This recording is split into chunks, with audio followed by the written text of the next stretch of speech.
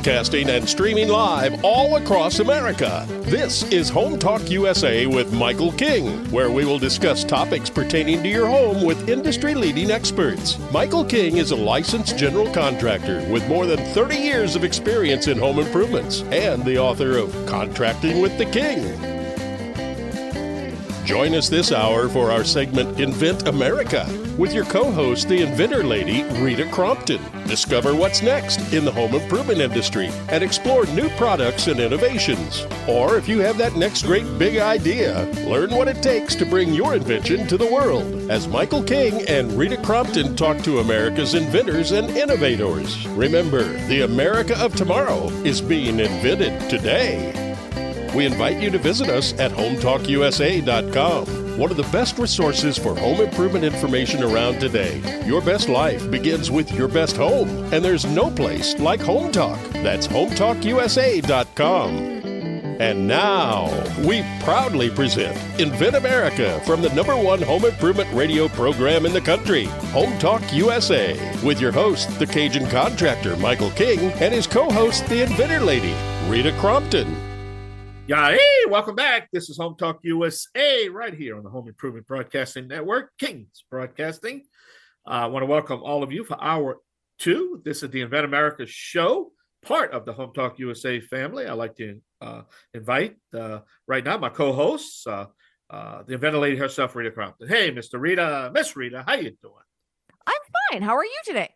Hanging in. I definitely want to thank you. A lot of our audience is now tuning in. They heard you at the top of Hour 1 on the Home Talk USA show, and but hey, it's your time to shine with your guests and your topics. I know, Rita, we talked about this in the past, but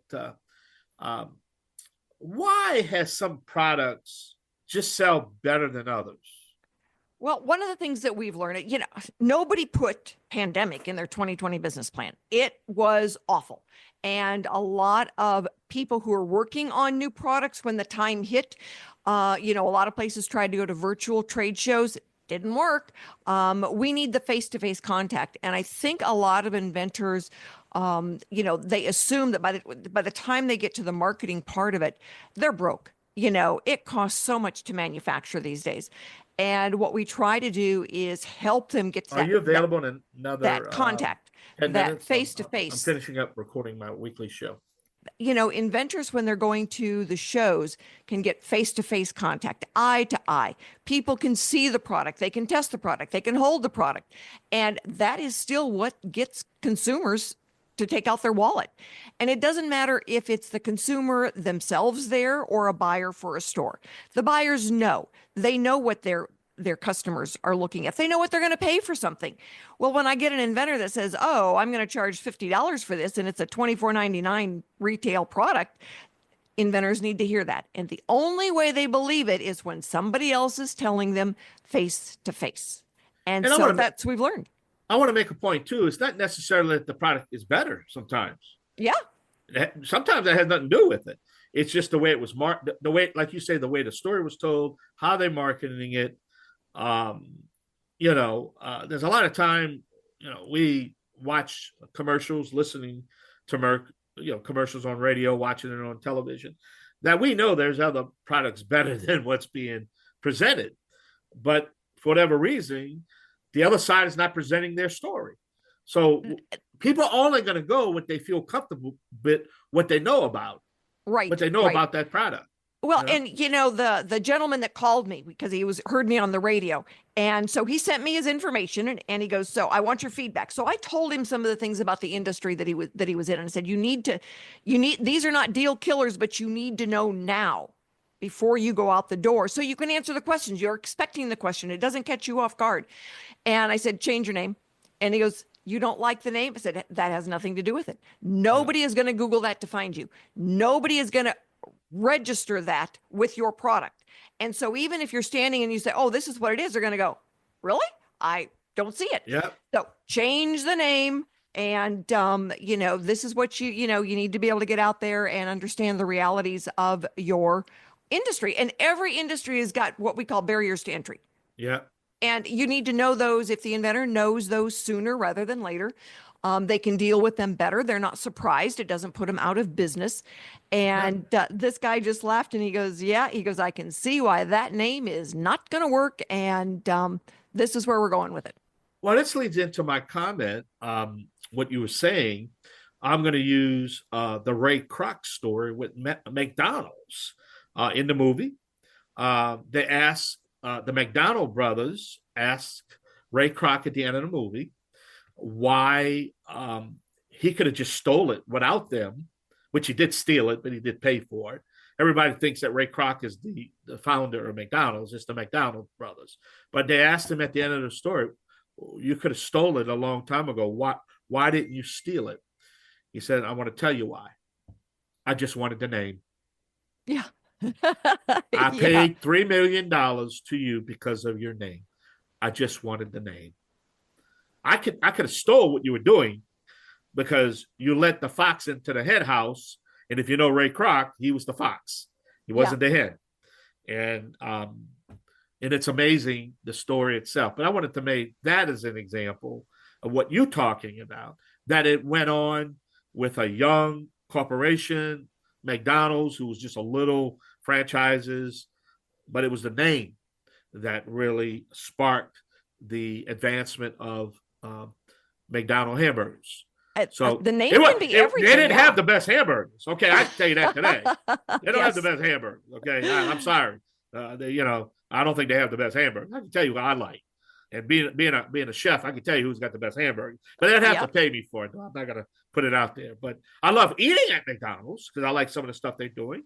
But at the end of the day, they don't have the best hamburgers. We all know that. Yes, we do. Yeah, it sits on a big bun with a little piece of patty, but it is what it is. Oh, I can see now me getting a nasty letter, but I don't care anymore. All right. But Rita, what's going on, man? Tell us about our guests. Who we have? Well, we've got some inventors now that have product. Derry is our next guest, and he's got one that's licensed, and he's got a couple more that are in the same ballpark, and really just, working to get some stuff out there. But he understands the value of face-to-face. He's gone to see potential licensees. He's gone to the trade show. He's going to go with us in March. And so being able to, shake the hands, see the people, that's really critical. And so those are some of the, we've got another guest doing the same thing, understanding how important it is to really do the face-to-face. And Lee was with us last year. He's going to be my next guest. And he doubled his sales in 6 months using one of the providers out there that we met. So those are some of the things that we're going to be talking about, is just how important it is to have the face-to-face. Yeah, I tell you, I love talking to these young developers, and they just got all great stories, to share with us. You know what I mean? Well, our industry expert is Patty Duffy. She was out there with us last year. She worked the show. She's part of the staff that I take with us, and this is what she does professionally, is work these shows. And it was wonderful because one of the guys that had a product there, and she goes, I didn't see too many people here for this product, but I just went to that industry show 2 weeks ago. So here's all the contacts I made at that show for this inventor. So having people out there like that work these shows professionally, they may know other folks that went to other shows, but it doesn't necessarily mean they're not going to give us those leads. And so Patty and crew out there are just wonderful to work with. Rita, we got ASD Market Week coming up in 2 or 3 months, right? Yes, we do. Yeah. In March. So we're 4 months. We've got 4 months. Don't scare me. That 2-month thing makes me nervous. So we've got 4 months to get it all pulled together. We've got folks signing up now, picking their spots. So if you know any inventors out there who are looking to show off, they've got product. It doesn't have to be right now that they've got products. Sometimes they're just beginning and they've got prototypes. Others have inventory and they've been doing it for a few years. We're there to help and we're there to show off. All right. Well, Rita, I'll tell you, we're going to have to take a short break. We're going to pay some bills here. And when we come back, we're going to have Daryl Griffin on the show. But don't forget, Home Talk USA, check out everything on the website. You can click the Invent America show And then we're going to have Greg Owens with Made in America at the top of our third hour. So we got a lot of information and education out there. So just go to hometalkusa.com. We are streaming live on the World Wide Web, 24/7, 365. You can check out our weekly podcast, which is also broadcast on our website. And you can click the Invent America show and the Made in America show off our website, or you go directly there. It don't really matter how you get there. Right, Rita, as long as you get there, right? That's right. That's right. And you know what? You have a question, you call me, because I do answer my phone even on the weekend. Yeah, that's right. So let's take a short break right here on Home Talk USA radio program, Invent America show, Miss Rita Crompton. Don't forget, top of the next hour, we're going to have Greg Owens with Made in America. Yahee! Me and Rita will be right back.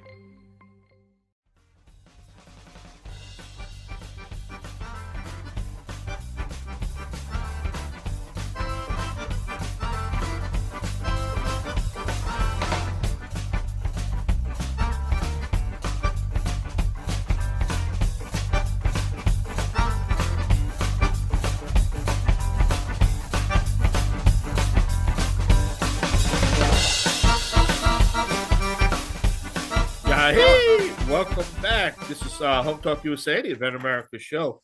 Don't forget that this segment of the show is sponsored by Trimmer Slab. Need to replace those rotten missing wood found in driveways, sidewalks. Install incredibly fast. Looks great. Can be removed. It's trimmerslab.com. Rita, who's our first guest? Our first guest today is Derry Griffin. He is a contractor, builder, construction guy out in California. I have to be really careful when I call him because he's usually up on a roof and using his prototypes and his tools that he has invented. And I've known Derry for, Derry, 5 years now. You've gone to several shows with us, getting ready to go to ASD Market Week again, licensed one of your products last year. And one more patent has issued and another one is due to issue anytime. So with that in mind, all right, tell everybody what you have invented so they know. What have I not invented? That would be. We've only got a few minutes here, my dear. Okay, so I've invented a line of products that I believe will make life easier for contractors in the field. Little devices that just help you on a ladder, basically all designed with safety in mind, I guess, and convenience. So what have I designed? A cock gun holster, basic tool that every contractor in every field uses a cock gun. Yet there is no device to keep it attached and within reach on your body so that it doesn't fall off a ladder, etc. So I came up with that. What else? A same idea for spackle knives, caulking knives, whatever you want to call those. It's always been a problem, at least for me personally, whereas you got it stuffed in a pocket, you got it here, you got it there, it's falling off a ladder. So I came up with another holster that they just magnetically attach to your body so they're always within reach and safe, basically safe and protected. The wheelbarrow, free-wheel wheelbarrow. Yeah. Coming soon. Okay, wheelbarrow that can just go over steps, bumps. It's just an easier wheelbarrow to use on a rough surface on hilly terrain. And what was the other one, Rita? I forgot to say. It's the cap. Yeah. Oh my goodness, the cap. You know, I think that was your first one. And about then I was doing all kinds of spackle and had caulking guns, and every morning I'd get up and go do stuff, and this stuff would leak all over and make me crinky. Right. I was surprised that was actually the easiest patent to get. It's simply a retractable caulking cap. It attaches to the gun, so it's always on the gun, within reach, but out of the way when you don't need it. And amazingly, yes, I got that patent and I licensed that product. And someday I might actually get paid for that.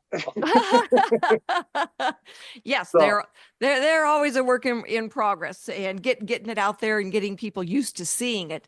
So, that brings me to my question. It's like, you have found that the face-to-face demos gets more attention. It gets more people excited than trying to do it with just a video or something on social media.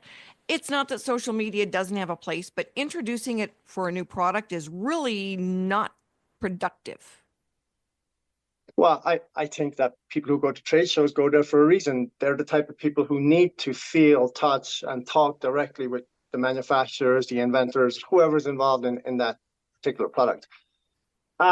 Obviously, there is a huge market online now for products. People buy all kinds of things online. And I personally get a lot of response just from industrial videos that I've done on products, people requesting the product. And that's the irony of it all. I get a lot of requests, but I am not manufacturing, because to get something manufactured is so expensive, it's so difficult. You need to have a groundswell of actual interest for manufacturers to even have a conversation with you in the first place. So that's very difficult.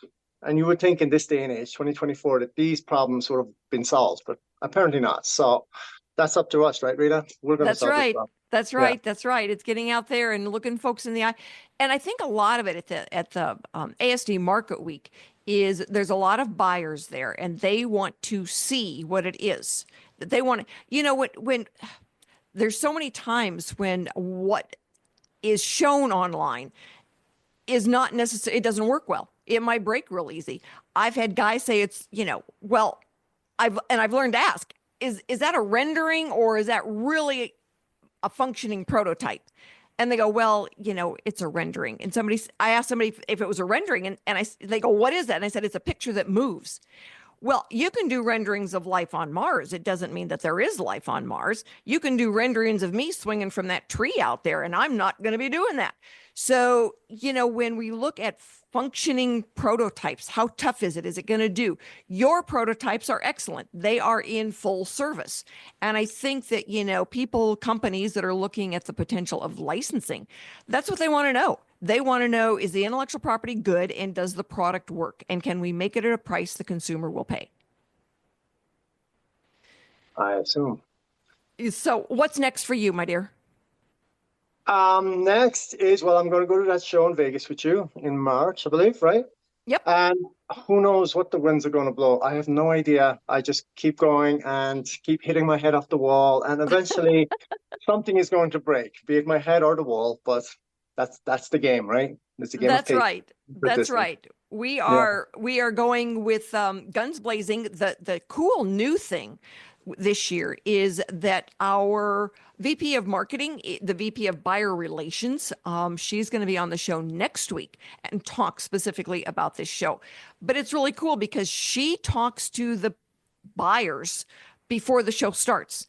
So she will talk to then different buyers for different companies that would buy tools and show them the products online and invite them to come and see us after the show opens, which is huge. We've never had that before. We've never had a group like ASD Market Week to really help all of our inventors. And we're the only innovative section there, which again is really cool. So we're the only new products. We are the only ones that have, a Stephanie out there working for us ahead of time. Okay, no pressure. Cool. Love it. So we're looking forward to it.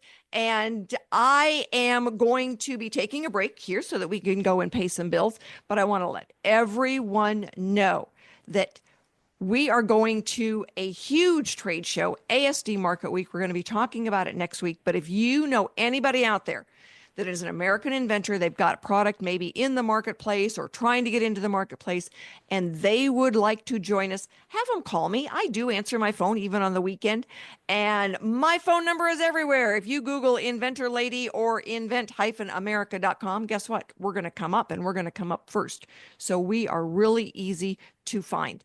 If you've got any questions, shoot them over to me. We are doing Inventor Roundtable meetings. They are free.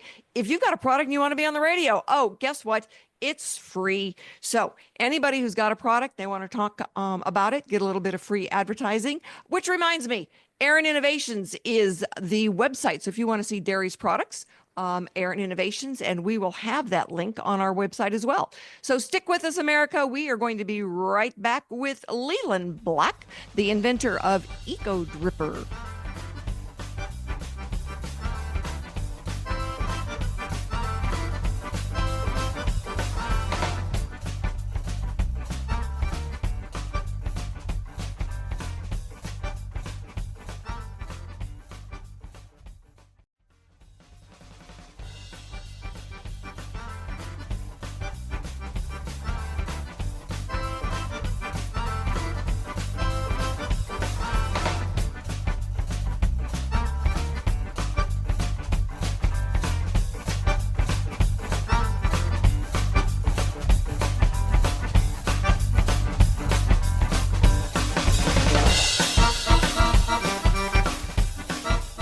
Hello, everyone. Thanks so much for being with us for this segment of Invent America.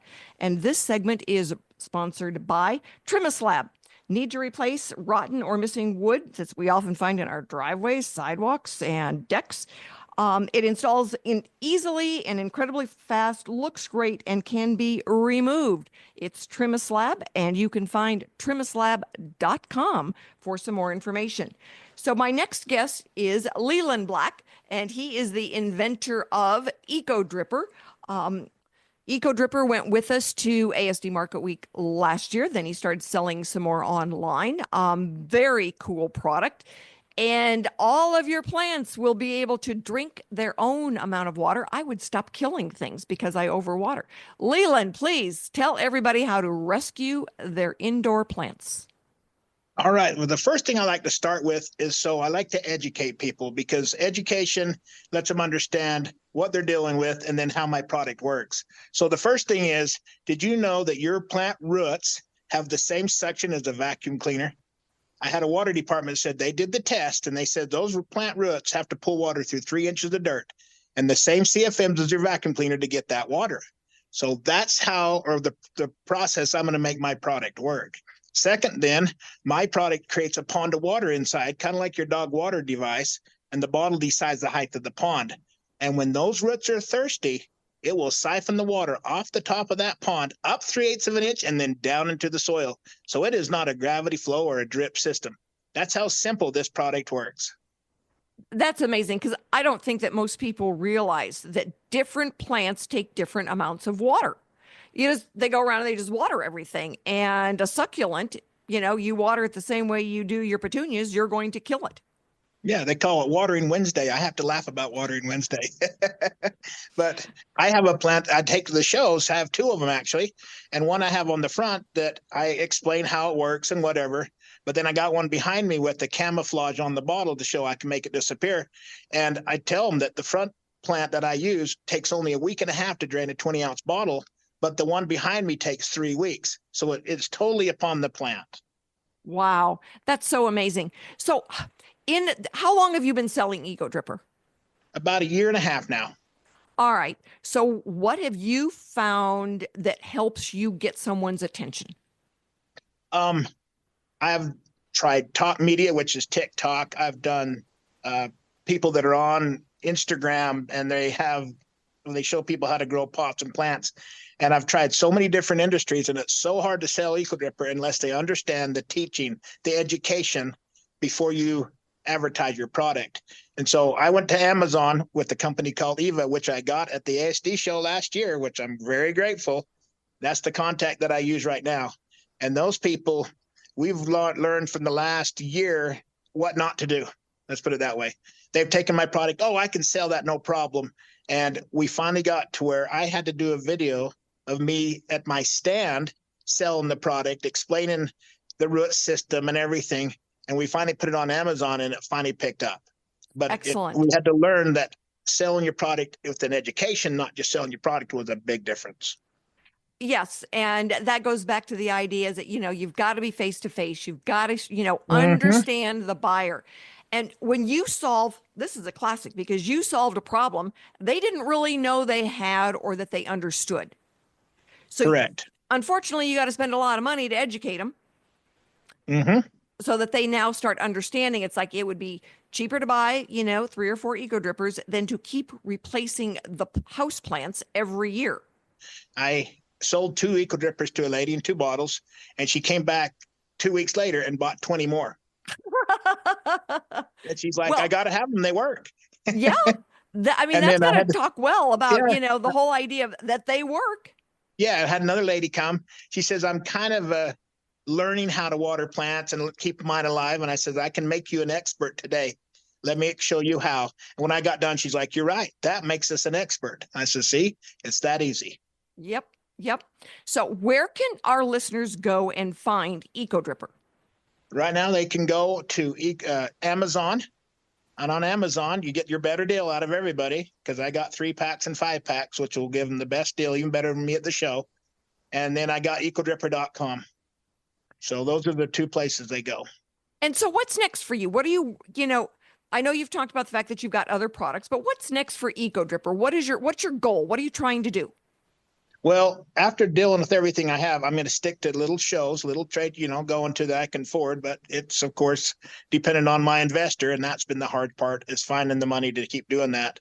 But little shows, and then pushing Amazon more than anything, because that has been our best success we've ever had. Even though they take their pricing, I actually figured it out. I have Intermountain Farmers here in Utah, and I got it into all their stores, which is 23 stores. And I make the same amount of money per Eco Dripper as selling to Intermountain Farmers that I do on Amazon. So I'm like, well, what's the difference? Amazon, I'm over the whole, Utah, USA, Canada, and Mexico. Why wouldn't I do that instead of worrying about going to more IFAs, Intermountain Farmers? Right. So you are manufacturing yourself, correct? Absolutely. Yep. Have you ever thought about licensing? We do. We have. It's just trying to find the money to do that. And so I need to sit down with you and see how and what works with you and try to do that. And I want to do that on my new product coming up. I'm actually today finishing some of the parts and pieces for it. I think you're going to love it. So yes, I definitely want to do that with you. So. All right. Well, we're going to talk this week about some of those next steps, and we'll take it from there. So everybody, just kind of we fill in the blank spots. The difference between manufacturing and selling yourself is you got to do all the selling. And it's hard when you're a little guy. When we license it, somebody else is going to make it, sell it, and send you a royalty check. So that's Derry, who was on just before you. He went out the door with, let me make a few. So he actually had a mold made for the first one he licensed. And when we licensed it, the company actually paid to have the mold moved to the USA. Wow. It was in Mexico. So they paid to have it moved. Yeah, I would so license right now then the way that sounds, because I've never done that. I've never really understood it. But yeah, when you talk licensing, I am all for licensing right now. I told somebody the other day, if I could have somebody take my product and totally take over the whole sales of this and I manufacture it, I'd be a happy man. So well, licensing, they actually even take over the manufacturing. And they pay to fight any infringement. If somebody infringes on you, they pay for the product liability insurance. Yeah. And they just send you a royalty check. So that is one thing. Let's talk about it. Yeah. Okay. A lot of inventors are shooting for that as they move on, because like you, they've got other ideas. Derry's doesn't even have a sexy prototype yet for the wheelbarrow, but he's working on it, getting it out there. And so he had to work on his. I think I actually met him in Utah when I was out there one time. He drove in from California to meet me when I was out there, and he was just getting started, and that was 5-6 years ago. So we just met last year. So, we've got some ground to cover then. And so anyway, we will talk about the difference between licensing and, being that growing company when you grow internally. Startups, we don't really care for startups when you've taken other people's money, because they get kind of cranky when you don't sell fast enough. We're going to have you back on. We're going to sell some of those Eco Drippers. So anybody out there who wants an Eco Dripper and you want to see what's going on, ecodripper.com. Very cool product. And as we've learned today, your plants drink differently than humans do. And so where somebody wants a gallon of water a day, somebody else wants just one water bottle. So plants are the same way. And so if you don't want to kill your plant or have them dry up, that tends to be my problem, either overwatering or underwatering. Eco Dripper is the product that you want to get your hands on. And I am sure that Lee has got a full inventory and he can fill any orders out there. And we're going to help you do that, Lee. Thank you so much for being on today. I appreciate it. And all of you listeners out there, we are going to be right back with our industry expert. And we are going to talk more about how do you get products out there and where we're going to be going in March. So stick with us, everybody. We will be right back after we go and pay a few bills.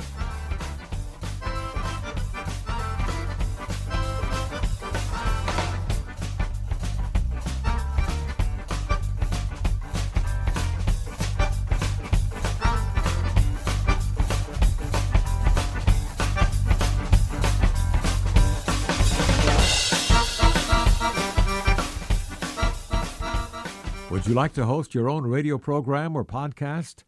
Park City Productions 06604 is a Bridgeport, Connecticut-based radio broadcast solutions company. Follow us on Instagram, like us on Facebook, and subscribe to our YouTube channel. That's Park City Productions 06604. Call us at 203-522-8801.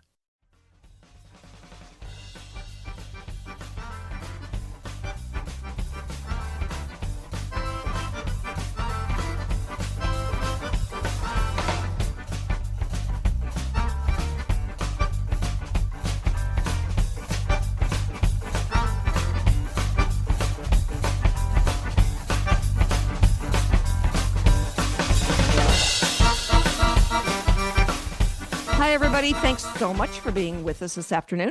This segment is brought to you by Bond Products. It is for the do-it-yourself carpet binding. There is only one Instabind, bondproducts.com. Thank you so much for being with us. We have got our industry expert talk. We're talking today about why eye-to-eye contact, that old-fashioned shaking hands, talking to people face-to-face, is still the most valuable way of getting out there. In spite of social media and e-commerce and all that stuff that we count on, new products, you still need to get it out there. So, Patty, thanks so much for being with us today. I appreciate it. Tell everybody a little bit about yourself. Well, good morning, everybody. My name is Patty Duffy, and I was formerly Vice President of Sales and Marketing for a number of industries, but predominantly the food service industry. And having spent about 30 years in various roles there, I then started my own marketing and sales consulting business, which included a lot of events, a lot of trade shows. In fact, I was just doing a quick add up of the number of different trade shows that I have worked in one capacity or another, and it's about 75 different trade shows over the past 44 years or so. You know, I always tell people there is a professional trade show for every industry. I have been to the National Asphalt Show. It wasn't very big, but it was very productive. So when we're looking at those professional shows as opposed to a consumer show. So professional shows, it's, you know, somebody that's got, you know, a role in buying or selling particular products, industries. They're not the consumer that wants to buy one. They're somebody that wants to buy a pallet. And, you know, so we're looking at wholesale pricing versus the retail pricing. And, you know, there's a lot of shows that are out there. They're just consumer shows. There are a lot for, you know, local folks. Normally we are looking for professional shows, but ASD Market Week is this odd combination of both. And so we can have people selling one or an entire pallet, which is so cool. And so, you know, tell us what your experience has been over the years about the value of being face-to-face. You know, I had a gut feel about this in my early years, but after I moved out to Las Vegas about 15 years ago and spent so much time in various aspects of trade shows, I see that it's the same everywhere. You're really dealing with human behavior, and human behavior, you know, people like to make relationships.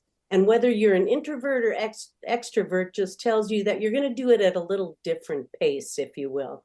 If you're an introvert and you're walking through a trade show, or if you're an introvert and you're working the trade show, you might take a slightly different approach. But in any event, extrovert or introvert, that eye contact is so critically important. And I must say that eye contact does not only apply to the person that's in the booth, but it's the person walking the aisles, and it's the person who's sort of scoping out, looking for leads. So you want to keep that in mind, that it's really a universal practice that really benefits the seller wherever you are. Well, there were so many of our inventors last year where they had one prototype. And I always think of Wendy with Float No More. And she had one prototype, and holy cow, she was really, you know, protective of that one prototype. But she learned so much just by talking to people, having them hold it, showing what, you know, and they didn't understand what it was when she was trying to do it on video. But as soon as they held it in their hands, all the lights went off, and think, oh wow, this is so cool. Well, by the time she left, had people saying, when can I get a pallet of this for my store? And so she is just getting ready now to start manufacturing, pulling the trigger on 2,000 units, and she has already sold all of them. Good for her. I love those success stories. And that's a classic example of somebody who had a product that must be seen, must be felt, to know what it's all about. And how do you get somebody to stop, even for a few seconds, to take a look at whether they want to see more about that product? It's eye contact.